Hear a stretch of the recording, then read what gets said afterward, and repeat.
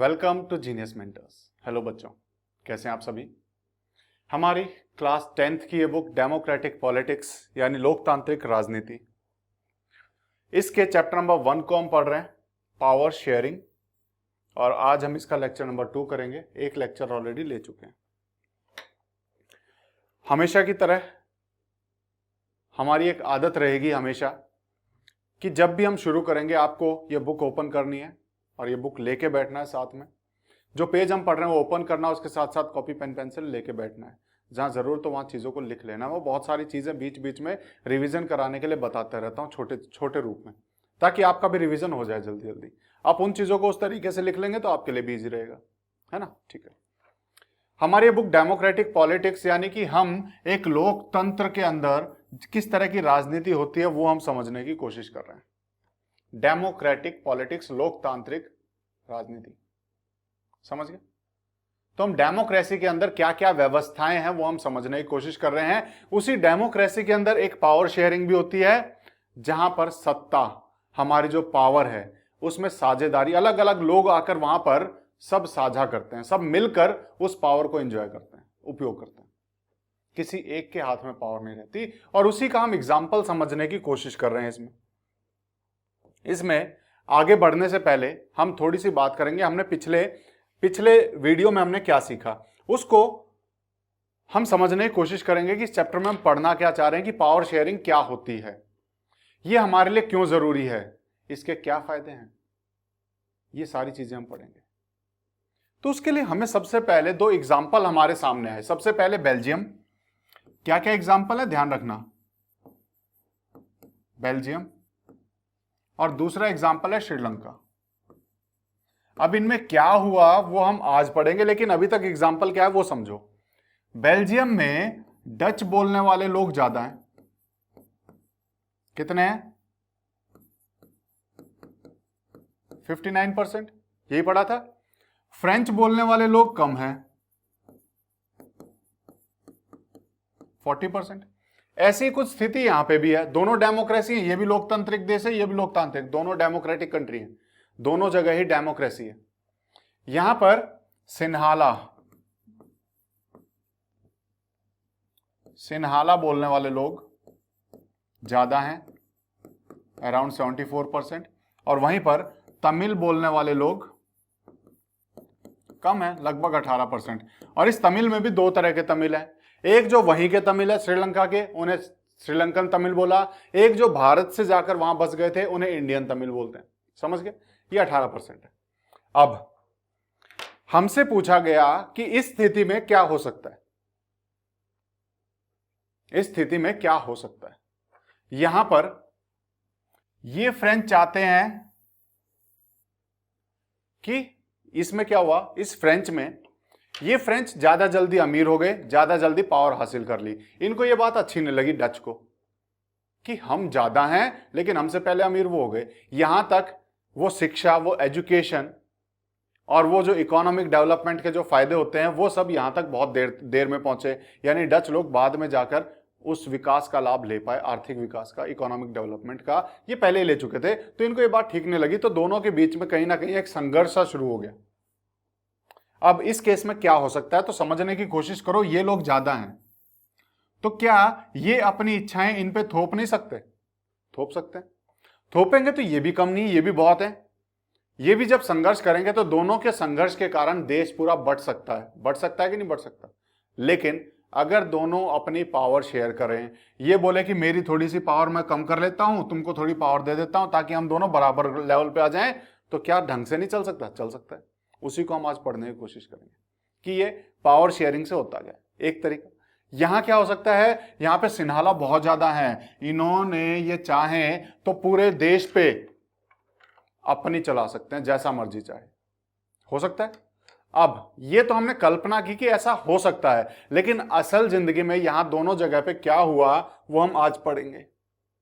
श्रीलंका में जो शासन आया उसको हम मेजोरिटेरियनिज्म कहते हैं। मेजोरिटेरियनिज्म क्या होता है? मेजोरिटेरियनिज्म, देखो कुछ चीजें समझो।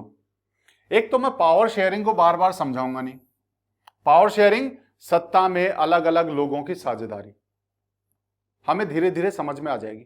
ये क्या होती है। ठीक है, अभी तक इतना ही। मैं बार बार इसका हिंदी में साझेदारी, सत्ता, ये सब नहीं बोल के पावर शेयरिंग ही बोलूंगा, या फिर पावर को शेयर करना। ठीक है, ये बोलूंगा। दूसरा मेजॉरिटी क्या होता है वो भी मैं बार बार नहीं बोलूंगा। मेजॉरिटी क्या होता है ये आपको पता होना चाहिए। जिनकी संख्या ज्यादा है वो मेजॉरिटी, बहुमत। माइनॉरिटी नहीं बोलूंगा, जिसे हम अल्पसंख्यक भी कहते हैं। जो संख्या में कम हो वो माइनॉरिटी। बात आ गई समझ में? जहां जरूर तो वहां बताना भी पड़ेगा तो ठीक है, लेकिन बार बार इनको समझाने में टाइम हमारा भी और आपका दोनों का वेस्ट होता है। इतनी बातें समझ गए? ये 3 चीजें अगर समझ गए तो हम इनको थोड़ा जल्दी समझ लेंगे। चलो, मेजॉरिटेरियनिज्म इन श्रीलंका। श्रीलंका में जो शासन आया उसको हम मेजॉरिटेरियनिज्म का नाम देते हैं। इसको हिंदी में कहते हैं बहुसंख्यकवाद। और ये है क्या? ये मेजॉरिटेरियनिज्म का मतलब क्या है? क्योंकि यहां पे अलग कलर में, जहां पे भी आपको अलग कलर में दिखाई दे, इसका मतलब उसका अर्थ कहीं ना कहीं लिखा मिलेगा आपको। ठीक है, तो मेजॉरिटेरियन क्या होता है? मेजॉरिटेरियनिज्म होता क्या है? मेजॉरिटेरियनिज्म एक ऐसा बिलीफ, ऐसी मान्यता है that the majority community should be able to rule a country in whichever way it wants. कि जो भी संख्या मेजॉरिटी में है, जो लोग मेजॉरिटी में हैं, वही उस देश के ऊपर शासन करेंगे जिस तरीके से चाहे वैसे कर सकते हैं, by disregarding the wishes and needs of the minority. जो माइनॉरिटी में है उनकी इच्छाओं की अवहेलना करके, उनकी इच्छाओं को नजरअंदाज करके, उनकी जरूरतों को बिना देखे हुए अपनी मर्जी से मेजॉरिटी के द्वारा किसी देश पे शासन किया जाना, वो होता है मेजॉरिटेरियनिज्म। अपनी मर्जी से बिना दूसरों को देखे हुए अपनी मर्जी चलाना पूरे देश पे, मेजॉरिटेरियनिज्म। तो श्रीलंका में क्या हुआ? ये मेजॉरिटेरियनिज्म आ गया। यानी किसी एक एथनिक ग्रुप में पूरे देश के ऊपर अपनी इच्छा चलानी चाहिए बिना दूसरे लोगों की जरूरतों का ध्यान किए। ये श्रीलंका में हुआ। समझ में आ गया किसने किया होगा? जो ज्यादा है, मेजॉरिटी। जो मेजॉरिटी में है अगर वो अपनी सत्ता बनाना चाहे तो मेजॉरिटेरियनिज्म। समझ में आ गया? ठीक है, अब ये समझ में आ गया तो अब हमें आगे समझने की मतलब इतनी दिक्कत नहीं आने वाली, बहुत इजीली हमें समझ में आ जाएगा। सबसे पहले तो यही समझना था कि ये क्या होता है, ताकि हमें आगे की चीजें समझ में आ जाए। ठीक है, अब देखना, अब ये कुछ नहीं समझ में, अब आपको कुछ भी दिक्कत नहीं आने वाली इसमें। Sri Lanka emerged as an independent country in 1948। Sri Lanka स्वतंत्र राष्ट्र के रूप में उभर के आया 1948 में। जैसे हम भारत, कब आजाद हुआ था भारत? 1947 में। श्रीलंका आजाद हुआ 1948 में। ठीक है, the leaders of Sinhala community, जो सिन्हाला समुदाय के लोग थे। क्यों सिन्हाला का नाम लिया यहां पे? क्योंकि सिन्हाला, श्रीलंका में अगर हम बात करें, श्रीलंका में ज्यादातर लोग सिन्हाला समुदाय के हैं। ये जो येलो कलर में सब सिन्हाला हैं, 74% लोग सिन्हाला हैं। समझ में आ गया? ये हमने देखा था, मैं इसीलिए दोबारा लाया इसको ताकि आप देखते रहो, याद होना चाहिए, पता हो जाना चाहिए। सिन्हाला समुदाय के जो लोग नेता थे, उन्होंने क्या किया? Sought to secure dominance over government. उन्होंने सरकार के ऊपर अपना प्रभुत्व जमाना चाहा by virtue of their majority, अपनी मेजॉरिटी के आधार पर, कि हमारी मेजॉरिटी है तो सरकार में हमारी ही चलेगी। जो सिन्हाला कम्युनिटी के, सिन्हाला समुदाय के जो नेता थे, उन्होंने कहा कि हम तो मेजॉरिटी में, हमारे लोग ज्यादा हैं, तो जैसा हम कहेंगे वैसा चलेगा। तो उन्होंने वहां की सरकार के ऊपर प्रभुत्व जमाने की कोशिश की कि हां हमारा ही चलेगा। तो सिन्हाला लोग सत्ता में पहुंच गए, क्योंकि मेजॉरिटी में थे तो वही चुन के जाने थे, उन्हीं लोगों ने चुनना था, वही चुन के गए एज ए रिजल्ट। और इसका परिणाम क्या हुआ फिर? जब सिन्हाला समुदाय का प्रभुत्व सरकार पे आ गया, उनका डोमिनेंस सरकार पे आ गया, सरकार में ज्यादातर सिन्हाला लोग पहुंच गए, तो इसका परिणाम क्या होगा? As a result the democratically elected government, जो लोकतांत्रिक रूप से चुनी हुई सरकार है, जिसमें सबने वोट डाला है, लेकिन जिसके ज्यादा वोट है वही जीतेगा ना। ज्यादा किसके वोट? सिन्हाला, क्योंकि वो ज्यादा है तो वही जीते। तो लोकतांत्रिक रूप से चुनी हुई सरकार adopted a series of majoritarian measures to establish Sinhala supremacy। इसका परिणाम क्या हुआ? क्योंकि सिन्हाला समुदाय के लोग अपना प्रभुत्व जमाना चाहते हैं, तो वो जब जीत गए चुनाव में जीत गए, सरकार उनकी बन गई, तो उसके बाद उन्होंने एक ऐसी श्रृंखला इस मेजॉरिटेरियन उपायों की अपनाई। मेजिटोरियन उपाय कौन से हुए? ये मेजॉरिटोरियन उपाय कौन से हुए? वो उपाय जिससे मेजॉरिटेरियनिज्म लाया जा सके। समझ में आ गई? क्लियर है? मेजॉरिटोरियन मेजर्स कौन से हुए? मेजॉरिटेरियन कदम। कौन से कदम है? वो कदम जिनका रास्ता यहां पहुंचता हो, मेजॉरिटेरियनिज्म पे। समझ में आ गए? बहुसंख्यकवाद की तरफ जाने वाले रास्ते को मेजॉरिटेरियन मेजर्स कहेंगे। यानी जब भी ये सिन्हाला सरकार में आई, आते ही बोले कि हम तो बहुमत में हैं, अब इस पूरे देश पे हमारी ही चलनी चाहिए, और इसी के अनुसार काम करते हुए इन्होंने इसी के अनुसार बहुत सारे ऐसे उपाय अपनाए टू एस्टेब्लिश सिन्हाला सुप्रीमेसी, जिससे कि सिन्हाला का प्रभुत्व वहां पर स्थापित हो सके कि सिन्हाला लोगों की ही चलेगी। ऐसी व्यवस्था उन्होंने की। समझ में आया? कैसे समझ में आएगा? 1956, एक एक करके पढ़ते हैं, मतलब बहुत सारी चीजें की, एक दो हमें बताइए क्या क्या किया। 1956 में एन एक्ट वाज पास्ड, एक कानून वहां पास किया गया, कानून वहां लाया गया, to recognise Sinhala as the only official language. वहां पर 1956 में 1956 में कानून लेके आया और उसमें सिर्फ सिन्हाला लैंग्वेज को उन्होंने ऑफिशियल लैंग्वेज का दर्जा दिया। ऑफिशियल लैंग्वेज, आधिकारिक लैंग्वेज, सिर्फ सिन्हाला लैंग्वेज को।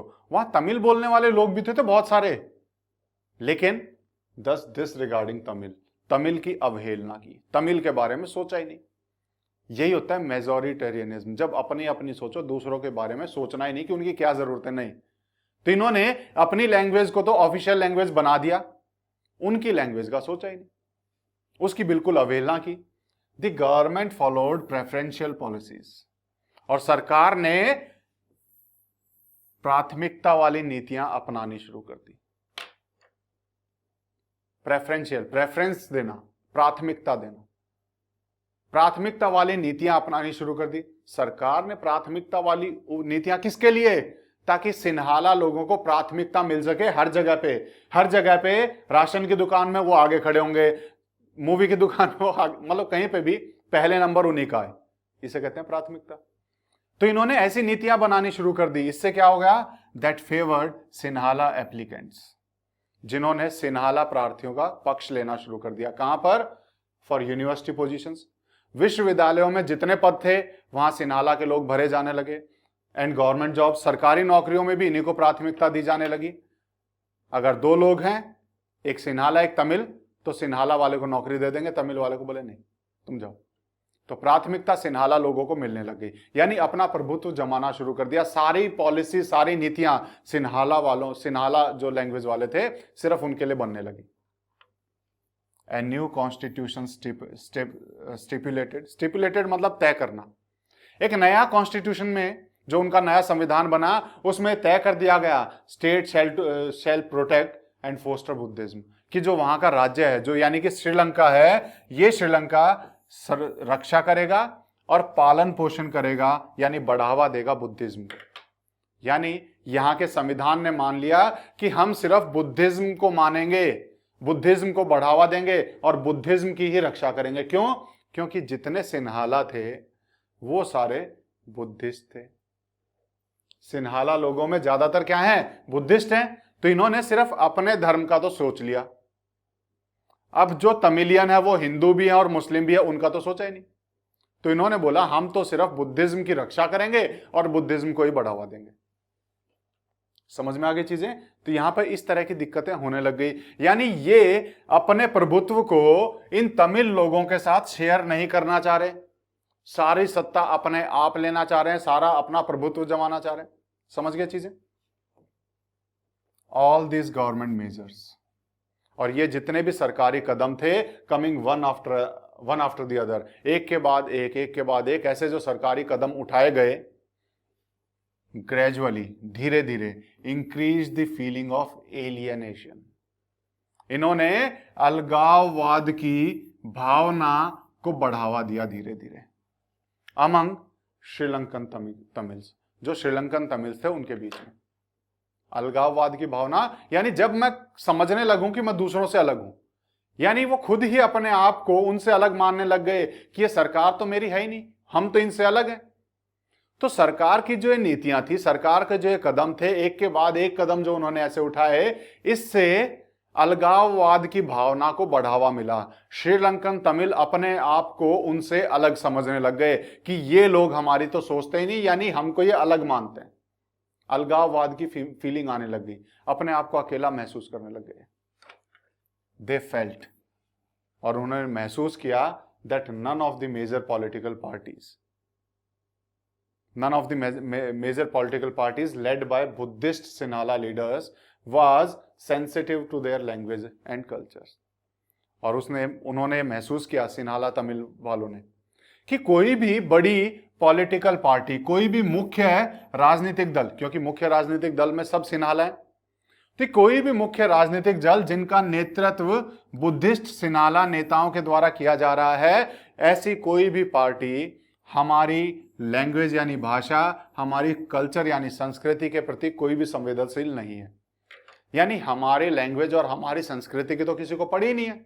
ये तमिल लोग क्या सोचने लग गए कि हमारी लैंग्वेज और हमारी संस्कृति के बारे में तो कोई सोच ही नहीं रहा है, ये हमारी लैंग्वेज और हमारी संस्कृति को इन्होंने साइड में रख दिया है, इनके प्रति कोई संवेदनशीलता नहीं, इनमें इनके बारे में सोच ही नहीं रहे हैं। तो इस तरीके से अपने आप को ये धीरे धीरे अलग करने लग गए, यानी अलग सोचने लग गए, इनमें अलगाववाद की भावना आ गई। दे फेल्ट, और उन्होंने महसूस किया कि जो the constitution and government policies, कि जो संविधान है और जो सरकार की नीतियां हैं, वो क्या कर रही हैं, denied them equal political rights, समान राजनीतिक अधिकार देने से मना कर रहे हैं, यानी समान रूप से राजनीतिक अधिकार से वंचित किया जा रहा है, और discriminated against them in getting jobs and other opportunities.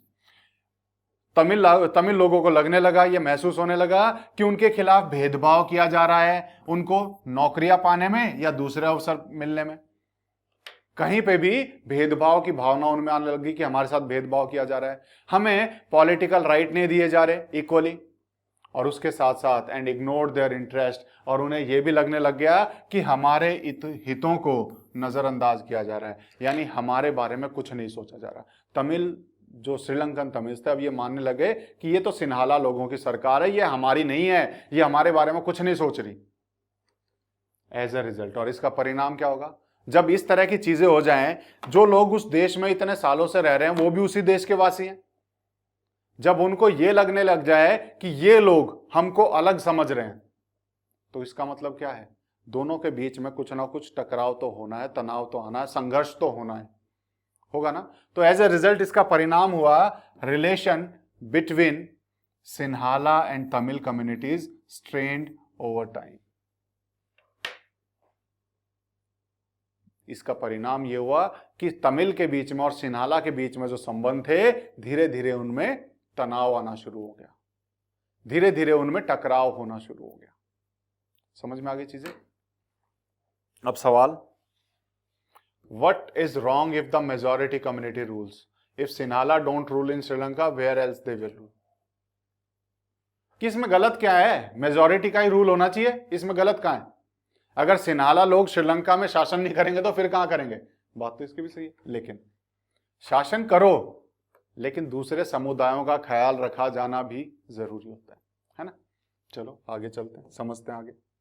This Sri Lankan Tamils launched parties, Sri Lankan Tamil ने अपनी नई दल बनाने शुरू किए, ये राजनीतिक दल, तो अलग अलग दल बनाए, and struggles for recognition of Tamil as an official language, और उन्होंने संघर्ष शुरू कर दिया।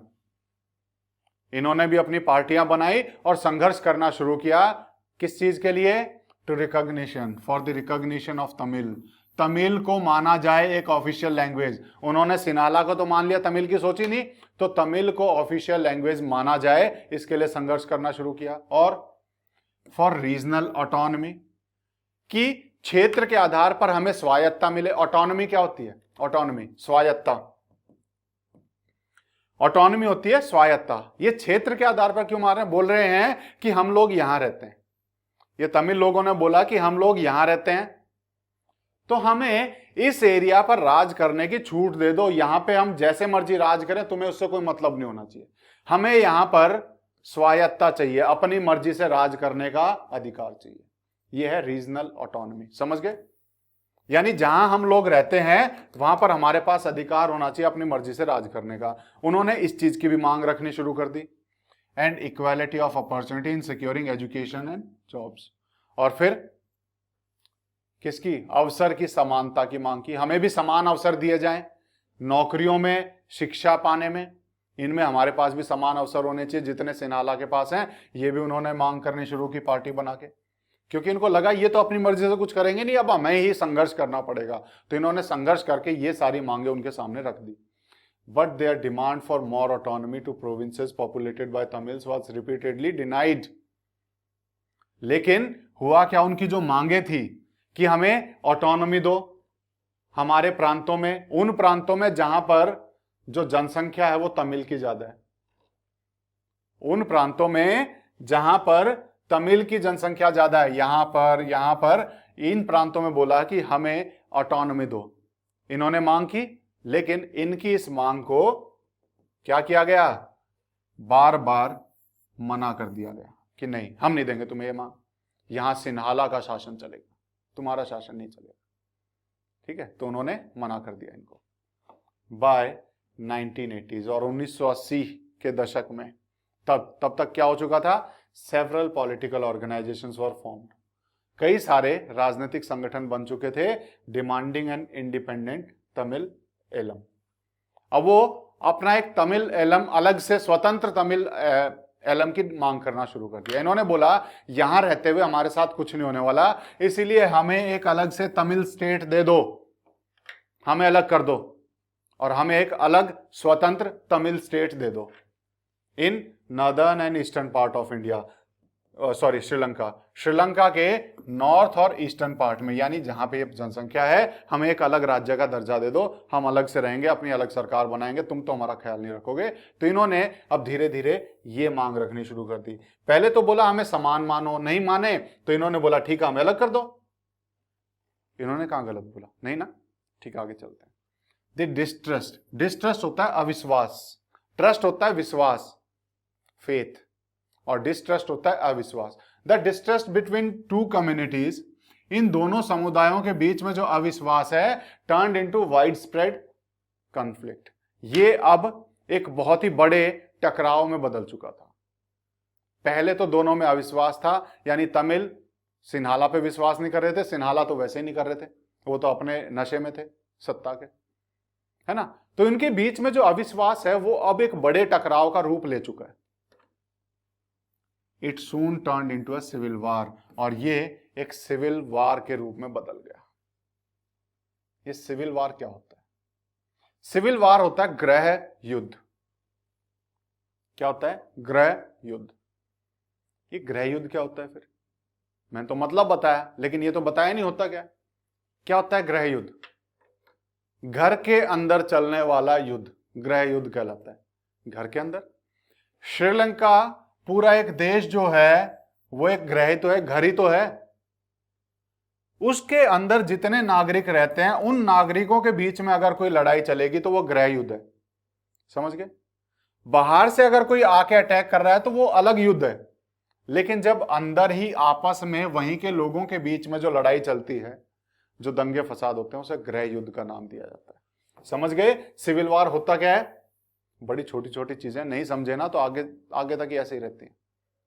अब ये जो उनके बीच में टकराव था गृह युद्ध का रूप ले चुका था, यानी लोग आपस में मारने काटने को तैयार थे, एक दूसरे से लड़ रहे थे। इसकी वजह से एज ए रिजल्ट, इसका परिणाम क्या हुआ? Thousands of people of both the communities have been killed. दोनों समुदायों के हजारों लोग मारे गए। Many families were forced to leave the country as refugees. बहुत सारे परिवारों को मजबूरन अपना देश छोड़कर किसी दूसरे देश में शरणार्थी बनकर जाना पड़ा। रेफ्यूजी होता है शरणार्थी, किसी दूसरे देश में, किसी भी दूसरे देश में शरण ले लेना। तो शरणार्थी बनकर कई परिवारों को वहां से निकलना पड़ा। And many more lost their livelihoods, और बहुत सारों की आजीविका चलेगी, रोजी रोटी का साधन चला गया। You have read in chapter 1 of economic text book class 10। इसी क्लास 10 में इकोनॉमी के आपके पहले चैप्टर में आपने पढ़ा होगा about Sri Lanka's excellent record of economic development, education and health. Sri Lanka ने बहुत अच्छा एक रिकॉर्ड बनाया, बहुत अच्छा, अपना आर्थिक विकास का, शिक्षा का और स्वास्थ्य का इन्होंने बनाया था। क्लास 10 में आपने इसी क्लास में चैप्टर 1 में इकोनॉमी पढ़ा होगा। श्रीलंका ने कितना अच्छा नाम कमाया अपने इकोनॉमिक डेवलपमेंट में, हेल्थ में, एजुकेशन में। लेकिन अब क्या हुआ, गृह युद्ध के कारण, but the civil war has caused a terrible setback to the social, cultural and economic life of the country. Terrible मतलब खतरनाक, सेटबैक होते बाधा, रुकावट। इस ग्रोथ पे, इस विकास पे, चाहे शिक्षा में, चाहे आर्थिक रूप से, चाहे स्वास्थ्य के रूप में, इस विकास पे अचानक से बाधा आ गई, यानी रुकावट लग गई। किसकी वजह से? इस सिविल वॉर की वजह से, गृह युद्ध की वजह से ये सब रुक गया। इसको बड़ा झटका लगा of the social, cultural and economic life of the country. उस देश के सामाजिक, सांस्कृतिक और आर्थिक जीवन को बहुत बड़ा झटका इस गृह युद्ध के कारण लगा और आखिरकार 2009 में यह गृह युद्ध खत्म हुआ। It ended in 2009। जब इस बात को समझना बड़ा जरूरी है, जब सिन्हाला लोग जो बहुत ज्यादा संख्या में हैं, इन लोगों ने इनको अपनी पावर में हिस्सा देने से मना किया, तो ये लोग भड़के और किस तरह की स्थिति पूरे देश में हुई ये हमने देखी। अब हम इसका उल्टा एक एग्जाम्पल देखते हैं। अब हम बेल्जियम का एग्जाम्पल देखते हैं। वहां था मेजॉरिटेरियनिज्म, यहां पे है एकोमोडेशन। एकोमोडेशन होता है स्थान देना, जगह देना, एकोमोडेट करना, जगह देना, यानी कि अपने आप को दूसरों के अनुकूल बनाना, दूसरों के हिसाब से अपने आप को ढाल लेना, ये होता है एकोमोडेट। क्या होता है एकोमोडेट? दूसरों के हिसाब से अपने आप को ढाल लो, दूसरों को थोड़ी सी जगह दो, ये होता है एकोमोडेट। तो एकोमोडेशन इन बेल्जियम, बेल्जियम में क्या हुआ? एकोमोडेशन हुआ, यानी कि सब लोगों को थोड़ा थोड़ा स्थान दिया गया। अनुकूलन भी कह सकते हैं। बेल्जियम में हुआ अनुकूलन, श्रीलंका में क्या हुआ? मेजॉरिटेरियनिज्म, यानी जो मेजॉरिटी में है उन्होंने अपनी सत्ता बनानी शुरू कर दी, जिसकी वजह से बाकी लोग भड़क गए। लेकिन यहां पर सबको स्थान दिया गया, तो यहां क्या हुआ इसको भी समझ लेते हैं। The Belgian leaders took a different path.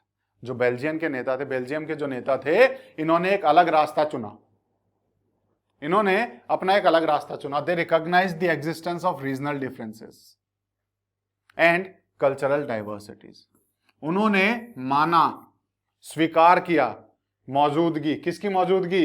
Regional differences, कि क्षेत्र के आधार पर दोनों में अंतर है, इस बात को उन्होंने स्वीकार किया, इनकी मौजूदगी को माना।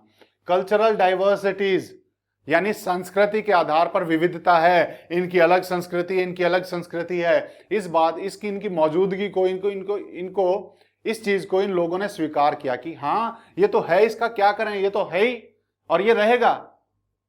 इस बात को इन्होंने स्वीकार किया, स्थान दिया बिटवीन 1970 एंड 1993।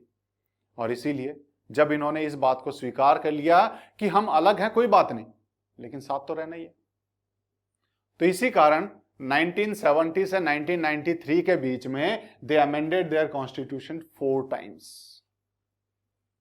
4 बार उन्होंने अपना संविधान को बदला, सुधारा, संशोधन किया। अमेंड का मतलब होता है संशोधन करना। 4 बार 1970 से लेकर 1993 के बीच में उन्होंने 4 बार अपने संविधान में सुधार लेके आए, संशोधन किया। किस लिए? So as to work out an arrangement, ताकि एक ऐसी व्यवस्था के लिए वर्कआउट होता है, टू वर्कआउट होता है हल निकालना किसी चीज का, अरेंजमेंट होती है व्यवस्था, ताकि एक ऐसी व्यवस्था बनाई जा सके, एक ऐसा हल निकाला जा सके जिसमें that would enable everyone to live together within the same country, जो सभी लोगों को एक साथ रख सके एक ही कंट्री में। इन्होंने 1970 से लेकर 1993 का अपने संविधान को 4 बार उसमें सुधार किए, ताकि एक ऐसा हल निकल सके जिसमें वहां के सभी लोग एक साथ रह सकें, एक साथ रहने लायक बना सकें, ताकि श्रीलंका वाला हाल इन दोनों के बीच में ना हो, क्योंकि ये इतने कम नहीं है जितने वहां तमिल कम थे। यहां अगर ऐसा हो गया तो ये दो हिस्सों में बंट जाएगा और क्या होगा पता नहीं। तो इसीलिए इन दोनों ने अपने आप को, इन्होंने इनको स्वीकारा, इन्होंने इनको स्वीकारा, और इन्होंने 1970 से 1993 के बीच में साथ मिलकर ऐसे हल निकालने की कोशिश की, ऐसी व्यवस्था बनाने की कोशिश की ताकि ये सब साथ मिलकर वहां पर रह सके एक ही देश में। The arrangement they worked out is different from any other country. और जो व्यवस्था उन्होंने की वो किसी भी देश से बिल्कुल अलग थी। एंड वेरी इनोवेटिव, और बहुत ही इनोवेटिव भी थी, बिल्कुल एकदम नई टाइप की थी, परिवर्तनशील थी, नई सी, ऐसी किसी ने नहीं देखी थी, ऐसी व्यवस्था उन्होंने बनाई। Here are some of the elements of Belgian model। और अभी हम उसकी, जो बेल्जियन ने जो मॉडल अपनाया उसकी कुछ व्यवस्थाएं में क्या उन्होंने किया वो हम समझने की कोशिश करेंगे 3-4 पॉइंट में, कि उन्होंने मेन क्या किया। सबसे पहला, कॉन्स्टिट्यूशन प्रेस्क्राइब्स, कि कॉन्स्टिट्यूशन में लिख दिया, उस कॉन्स्टिट्यूशन में ये बताया गया that number of Dutch and French speaking minister shall be equal in central government. किस केंद्रीय सरकार में, सेंट्रल गवर्नमेंट में जो डच बोलने वाले हैं और जो फ्रेंच बोलने वाले मंत्रियों की संख्या, नंबर, वो इक्वल रहेगी। पॉपुलेशन चाहे अलग अलग हो, लेकिन केंद्रीय सरकार में डच बोलने वाले मंत्री जितने होंगे उतने ही फ्रेंच बोलने वाले, ताकि दोनों बराबरी बनी रहे, दोनों इक्वल हो जाए, मंत्रियों की संख्या इक्वल कर दो। पहली चीज तो इन्होंने ये की।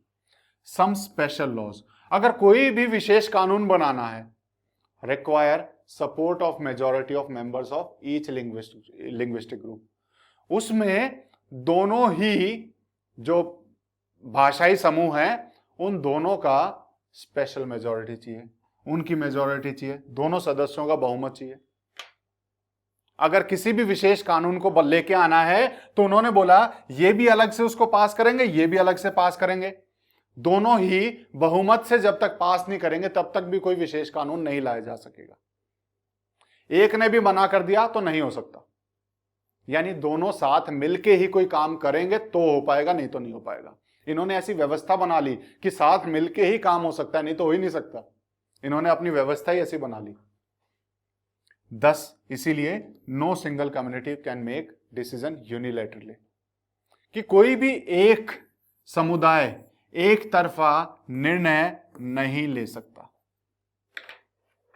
कोई भी एक समुदाय, डच अगर चाहे कि हमें यह कानून बनाना, अकेले नहीं बना सकते, फ्रेंच लोगों को साथ लेके बनाना पड़ेगा, क्योंकि उनके लिए भी मेजॉरिटी, उनकी मेजॉरिटी अलग काउंट होगी और डच वालों की अलग होगी। दोनों में से एक ने मना किया, नहीं हो सकता। समझ आ गई चीजें? यानी साथ रह के ही काम कर सकते हैं, दूसरा ऑप्शन ही नहीं छोड़ा इन्होंने। Many powers of the central government have been given to the state governments of the 2 regions of country. केंद्रीय सरकार की बहुत सारी ताकतें, जो इस पूरे देश के ऊपर जो एक सरकार है, केंद्रीय सरकार, उसकी ताकतें, कुछ पावर्स इन्होंने थोड़ी सी इसको दे दी, थोड़ी इसको दे दी, यानी कि राज्य सरकारों पे ट्रांसफर कर दी। यहां पे भी अलग अलग सरकार हैं, इस जगह अलग सरकार है, इस जगह अलग सरकार है, यानी अपनी राज्यों की अलग अलग सरकार हैं, केंद्र सरकार अलग है। उन्होंने अपनी कुछ ताकतें इनको अलग अलग दे दी, डच वालों को और फ्रेंच वालों को, कि जाओ तुम भी अपने आराम से ऑटोनॉमी, जिस ऑटोनॉमी की मांग तमिल वाले कर रहे थे कि हमें स्वायत्तता चाहिए, वो इन्होंने दे दी कि लो तुम्हारे पास ये ताकतें हैं, state government are not subordinate to central government, और जो राज्य सरकारें हैं वो केंद्र सरकार के अधीन नहीं रहेंगी, वो स्वतंत्र हैं अपने निर्णय लेने के लिए, जो ताकत हमने दी है उनमें, यानी अपनी मर्जी से अपने एरिया को कैसे भी वो चला सकती है। तमिल लोग यही तो मांग रहे थे कि हमें हमारे राज्यों में आजादी दे दो ना, हम क्या करना चाहते हैं यहां पे। उन्होंने नहीं दी, इन्होंने दे दी। समझ गए? Brussels has a separate government, और ब्रसेल्स में एक अलग सरकार बना दी, क्योंकि ब्रसेल्स राजधानी है। वहां पर उल्टा था ना, फ्रेंच ज्यादा थे, डच कम थे, लेकिन वहां पर एक अलग सरकार बना दी। Brussels has a separate government, Brussels में एक अलग सरकार है, in which both communities have equal representation, और वहां पर भी दोनों समुदाय बराबर प्रतिनिधित्व करते हैं, यानी जितने फ्रेंच है उतने डच हैं वहां की सरकार में भी, तो वहां पे भी इक्वल कर दिया, चाहे बेशक से फ्रेंच ज्यादा हो कोई बात नहीं, लेकिन इक्वल रहेंगे। The French speaking people accepted equal representation in Brussels. जो फ्रेंच मेजॉरिटी में थे ना ब्रसेल्स में, उन्होंने स्वीकार कर लिया इक्वल रिप्रेजेंटेशन ब्रसेल में, कि हां समान प्रतिनिधित्व होना चाहिए ब्रसेल में। उन्होंने मान लिया, बेशक से मेजॉरिटी में थे। क्यों? क्योंकि Dutch speaking community has accepted equal representation in central government. क्योंकि डच पूरे देश में जो मेजॉरिटी में थे, उन्होंने भी तो केंद्रीय सरकार में माना ना कि हाँ यहां फ्रेंच वाले बराबर रहेंगे। डच वालों ने सेंटर में माना, तो ब्रसेल्स ने कैपिटल में मान लिया। क्या फर्क पड़ रहा है? थोड़ा सा उन्होंने छोड़ा, थोड़े इन्होंने, बात बराबर है। यानी कि दोनों साथ मिलकर चलने की कोशिश कर रहे हैं। Apart from the central and state government, state government और सेंट्रल गवर्नमेंट के अलावा, केंद्रीय सरकार और राज्य सरकार के अलावा भी there is a kind of third government, एक तीसरे प्रकार की सरकार भी है वहां, दिस कम्युनिटी गवर्नमेंट। और इसको बोलते हैं कम्युनिटी गवर्नमेंट, सामुदायिक सरकार, यानी वहां के समुदाय की सरकार, यानी एक तीसरी सरकार और है। और ये community government is elected by people belonging to one language community. एक भाषा के समुदाय के लोग ही इन लोगों को चुन सकते हैं। डच वाले अगर करेंगे तो सिर्फ डच वाले चुनेंगे, फ्रेंच वाली जगह पे सिर्फ फ्रेंच वाले चुनेंगे, जर्मन वाली जगह पे सिर्फ जर्मन वाले चुनेंगे। ऐसा नहीं है कि एक जगह सारे लोग रह रहे हैं तो सब नहीं, ये उस समुदाय के लिए वो सरकार, तो इसीलिए सिर्फ उसी समुदाय के लोग उस पर वोट डालेंगे, no matter where they live. इसमें कोई वो नहीं है कि वो कहां रहते हैं। ठीक है, अब मान लो यहां पर अगर वोटिंग होगी तो डच कहीं भी रह रहे हो, वो डच वाले यहां वोटिंग कर सकते हैं, क्योंकि डच समुदाय के लिए। और फ्रेंच समुदाय के लिए पूरे उसमें फ्रेंच समुदाय वाले कहीं पे भी हो वो वोट कर सकते हैं, डच वाले नहीं कर सकते वहां वोट। ठीक है, कि वो कहीं भी रहते हैं उससे फर्क नहीं पड़ता, लेकिन डच वाले डच के लिए कर सकते हैं, जर्मन वाले जर्मन, और उसके वो वाले उसके। ये तीसरे टाइप की सरकार होगी कम्युनिटी। तीन तीन तरह की सरकारें बना दी। This government has power regarding cultural, educational and language related issues. इस सरकार को इन्होंने अलग पावर दी, किस चीज की? इनके पास जो पावर है वो है इनकी संस्कृति से संबंधित, कि संस्कृति का ख्याल तुम रखना, इनकी शिक्षा से संबंधित और इनकी भाषा से संबंधित मुद्दों में। अगर आपको क्लास 9th का कुछ याद है, आपको याद आ रहा होगा, हमने अपनी माइनॉरिटीज को कुछ स्पेशल अधिकार दिए हुए हैं कि अपने कल्चर को, अपनी लैंग्वेज को बचाने के लिए वो कुछ भी कर सकते हैं, मतलब एक संस्थान बना सकते हैं। यहां पे भी तो ये किया इन्होंने, सामुदायिक सरकार, कम्युनिटी सरकार बना दी कि उस कम्युनिटी के कल्चर का, लैंग्वेज का और वहां के एजुकेशन का ख्याल वो रखेगी। समझ गए? क्योंकि उसे पता है कि उस कम्युनिटी का कल्चर कैसा है, तो इसीलिए उसका ख्याल रखने की जिम्मेवारी उसे दे दी। वहां की भाषा कैसी है उसकी जिम्मेदारी उसे दे दी, वहां की एजुकेशन में क्या चाहिए उसकी जिम्मेदारी उसे दे दी, तो इसके लिए इसको अलग दे दी। अब सवाल एक बच्ची को समझ में नहीं आया, वो बोलती है what kind of solution is, ये कैसा सॉल्यूशन है, ये कैसा सॉल्यूशन है? I am glad our constitution does not say which minister will come from which community. कि मुझे खुशी है कि हमारा संविधान इस तरह से कुछ नहीं कहता कि कौन सा मिनिस्टर कौन से समुदाय से आएगा। हम तो चुनते हैं और आ जाता है, लेकिन ध्यान रखना हमारे समुदाय में भी कुछ सीटें आरक्षित हैं, ताकि वो लोग जो इनका प्रतिनिधित्व नहीं हो पाता उनके भी मौका मिल जाए, है ना। तो इसीलिए सोच सकते हैं कोई बात है कि ये कैसा है कि एक कम्युनिटी से मिनिस्टर आएगा, उस कम्युनिटी से ना, सही है, क्योंकि वहां की लैंग्वेज, वहां की कल्चर और वहां के एजुकेशन के बारे में वो अच्छे से जानते हैं, इसलिए इस तरह के मिनिस्टर भी चाहिए। ये यूरोपियन पार्लियामेंट का ब्रसेल्स में हेडक्वार्टर है। यूरोपियन पार्लियामेंट क्या है अभी हमें यहां समझ में आएगा। You might find Belgian model is very complicated, कि आपको लग सकता है कि जो बेल्जियन मॉडल है, जो बेल्जियन ने जो अपनी व्यवस्था बनाई वो बहुत ही जटिल है, बहुत कॉम्प्लेक्स है। It Indeed is very very complicated, कि हां बेशक ये जटिल है, सिर्फ लग ही नहीं रहा है, ये सच में जटिल है। Even for people living in Belgium, कि जो लोग बेल्जियम में रह रहे हैं उनके लिए भी ये बड़ी जटिल है, उनको भी समझ में नहीं आता ये क्या है। But these arrangements have worked well so far. लेकिन ये जो व्यवस्था है जो इन्होंने की बेल्जियम में, अभी तक ये बहुत अच्छा काम कर रही है, बहुत अच्छे से चल रही है। दे हेल्प्ड, उन्होंने मदद की है टू अवॉइड बचाने में। क्या बचाने में? Civic strife. स्ट्राइफ क्या होता है? स्ट्राइफ जहां पर बेसिकली एक तरीके से युद्ध भी, संग्राम जिसे हम कहेंगे, युद्ध भी कह सकते हैं, लोगों के बीच में जो लड़ाई होती है उसे हम कहते हैं स्ट्राइफ, संग्राम जिसे हम कह सकते हैं। जो वहां का गृह युद्ध, अगर सिविक स्ट्राइफ को कहें तो आम भाषा में, तो ये जो इन्होंने अरेंजमेंट व्यवस्था की है, इन्होंने बड़ी मदद की है वहां के गृह युद्ध को बचाने में। बिटवीन टू मेजर कम्युनिटीज, जो बड़े बड़े दो समुदाय थे उनके बीच में गृह युद्ध हो सकता था, उसको बचाने में इस व्यवस्था ने बहुत मदद की है। And a possible division of country on linguistic lines, भाषा के आधार पर वहां पर उस देश के बंटवारे की पूरी संभावना थी, जिसको अवॉइड किया गया, उसमें मदद की इन व्यवस्थाओं ने। यानी अगर ये व्यवस्था नहीं होती, गृह युद्ध हो जाता, देश का बंटवारा हो जाता भाषा के आधार पर, तो इन सब को रोकने में बड़ी मदद की जो बेल्जियम ने जो अपनी व्यवस्था बनाई उसने। तो कितनी अच्छी व्यवस्था वो रही होगी। बेशक से जटिल है, लेकिन अभी तक ढंग से काम कर रही है, वहां के लोगों को एक किए हुए। When many countries of Europe came together to form the European Union, उसके बाद कई सारे यूरोप के देश, उन्होंने एक यूरोपियन यूनियन बनाया हुआ, यूरोपियन संघ बनाया हुआ है। मतलब एक कॉमन सा यूरोप बना दिया उन्होंने कि वहां पे कोई भी कहीं भी आ जा सकता है बिना वीजा के, कहीं पे कोई भी अपना माल सप्लाई, मतलब मार्केट कहीं भी खोल सकता है, दुकान। तो उन्होंने कॉमन एक यूरोप का एक वो बना दिया। उसका हेडक्वार्टर उन्होंने बनाया Brussels, was chosen as headquarter. Brussels उन्होंने हेडक्वार्टर बनाया यूरोपियन यूनियन का, यूरोपियन संघ का, और ये उसी की फोटो है, समझ गए, यूरोपियन यूनियन के हेडक्वार्टर की। अब लेट अस रीड न्यूज़पेपर के बारे में। हमारे सामने कुछ है कि कोई भी न्यूज़पेपर पढ़ो एक हफ्ते तक, और उनमें से कटिंग डाल के रखो, कटिंग छाट के रखो, और उसमें जितने भी उस टाइम पे टकराव या युद्ध चल रहे हैं उनकी कटिंग आपको न्यूज़पेपर से निकालनी है। और क्या करना है, 5 स्टूडेंट मिलके अपनी अपनी क्लिपिंग को एक साथ रखना और कुछ काम करना है। क्या करना है, सबसे पहले इनको वर्गीकृत करना है अलग अलग टकराव के आधार पर कि किस किस जगह हुए हैं। यानी इंडिया वाले युद्ध अलग, इंडिया में जो टकराव हुए हैं, अलग देशों के अलग, जगह के हिसाब से अलग अलग कर लो सबको।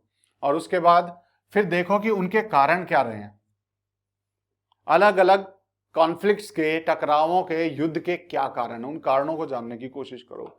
और फिर उसके बाद उनमें से देखो इनमें से कितने ऐसे युद्ध या टकराव हैं जो पावर शेयरिंग से रिलेटेड हैं, यानी कि सत्ता में साझेदारी से होने वाले विवाद हैं। कि कुछ लोग ऐसे होंगे जो सत्ता में साझेदारी नहीं करना चाहते, इसलिए विवाद। तो इस तरह के टकरावों को ढूंढने की कोशिश करना कितने हैं। Which of these conflicts could be resolved by working out power sharing arrangements? और इनमें से कितने कॉन्फ्लिक्ट्स, कितने टकराव ऐसे हैं जिनको सुलझाया जा सकता है इन सत्ता की साझेदारी की व्यवस्था के अनुसार। मतलब अगर आपस में कुछ अरेंजमेंट कर लें तो इनको सुलझाया जा सकता है। इनमें से ऐसे कितने हैं ये एक बार ढूंढने की कोशिश करना, ठीक है।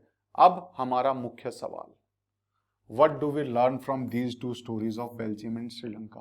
बेल्जियम और श्रीलंका की जो कहानी पढ़ी, इससे हमें क्या सीख मिली?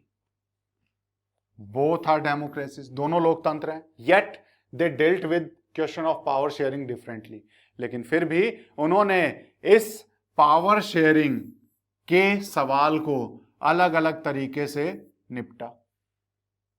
श्रीलंका का अलग तरीका था पावर शेयरिंग से निपटने का, बेल्जियम का अलग तरीका था। In बेल्जियम में the leaders have realized the unity of the country is possible only by respecting feelings and interest of different communities and region. Belgium में वहां के नेता हैं, उन्होंने ये महसूस किया, उनको ये एहसास हुआ कि देश में एकता सिर्फ तभी संभव है जब हम सम्मान करें, आदर करें फीलिंग्स का और इंटरेस्ट का, अलग अलग समुदाय और रीजन्स। यानी जब हम अलग अलग दूसरे समुदायों की फीलिंग्स, जो उनके भाव हैं, जब उनके सम्मान करेंगे, उनके हितों का भी ध्यान रखेंगे, तभी तो वो हमारे साथ रहेंगे। अगर हम उनके हितों का ध्यान ना रखें, उन्हें अलग कर दें, तो हमारे साथ क्यों रहेंगे? तो पहले हमें उन्हें उनका ख्याल रखना पड़ेगा। तो वहां के नेताओं ने इस बात को बड़े अच्छे से समझा। Such a realization resulted in mutually acceptable arrangement for sharing power. और ये जो एहसास था इसी का परिणाम था कि वहां पर दोनों पक्षों ने आपस में स्वीकार किया ऐसी व्यवस्था को जहां पर पावर शेयरिंग की गई, सत्ता में साझेदारी की गई। यानी डच वालों ने फ्रेंच को मौका दिया, फ्रेंच वालों ने डच वालों को मौका दिया कि दोनों साथ मिलकर काम करते हैं। यानी इस पावर को दोनों मिलकर बांटते हैं। इस पावर में थोड़ा हिस्सा तुम रखो, थोड़ा हिस्सा हम, बराबर बराबर का हिस्सा। यानी पावर को बांट के उन्होंने एक दूसरे का साथ स्वीकार कर लिया। श्रीलंका शो अस ए कॉन्ट्रास्टिंग एग्जांपल। कॉन्ट्रास्टिंग होता है बिल्कुल उल्टा, और श्रीलंका हमें इसका ठीक उल्टा उदाहरण देता है। It shows us that if a majority community wants to force its dominance over others, यह हमें दिखाता है कि अगर कोई मेजॉरिटी में जो समुदाय है वो अगर अपने बल का प्रयोग करके दूसरों पे प्रभुत्व जमाना चाहेगा and refuses to share power, और पावर को शेयर करने का मना करेगा, it can undermine the unity of community of country. तो इससे उस देश की जो यूनिटी है, जो एकता है, वो कमजोर हो जाएगी। अगर पावर शेयर करने से मना किया जाए तो देश की एकता पे खतरा आ सकता है, वो कमजोर हो सकती है। श्रीलंका के एग्जाम्पल से हमने ये देखा, जब हम दूसरों के हितों का ध्यान नहीं रखेंगे, पावर शेयर करने से कतराएंगे, तो यूनिटी पे खतरा आ सकता है। लेकिन बेल्जियम ने एग्जाम्पल दिया कि हम पावर शेयर करने के लिए राजी हुए तो पूरा देश एक हो गया। यानी वहां पर किसी तरह का कोई वो नहीं हुआ, और उसी के आधार पर यह कार्टून हमारा है। जर्मनी में बेल्जियम का हमने एग्जाम्पल पढ़ा ना, ये बेसिकली जर्मनी का है। जर्मनी में भी कुछ इसी तरह की एक अजीब सी सिचुएशन हो रखी है। क्या हो रखा है वहां पर? दो cartoon left refers to the problem of running Germany's grand coalition government that include two major parties of the country. वहां पर सरकार बनाने के लिए दो बड़ी बड़ी पार्टियों ने आपस में गठबंधन किया। कौन कौन सी पार्टी? एक का नाम है क्रिश्चियन डेमोक्रेटिक यूनियन और दूसरा है सोशल डेमोक्रेटिक पार्टी। दो अलग अलग पार्टियां, दोनों ने गठबंधन करके एक सरकार बनाई, लेकिन these two parties are historically rivals to each other. ये दोनों पार्टी एक दूसरे के विरोधी हैं, फिर भी साथ मिलकर इन्होंने सरकार बनाने की सोची, पावर शेयर करने की सोची, तो सरकार चला पा रहे हैं। दोनों एक दूसरे के विरोधी हैं, फिर भी पावर शेयर की, दोनों ने साथ मिलकर कोएलिशन गवर्नमेंट की यहां पर स्थापना की। दोनों विरोधी हैं एक दूसरे के, इतिहास बता रहा हूं उनका। They had to form a coalition government because neither of them got clear majority of seats on their own in 2005 elections.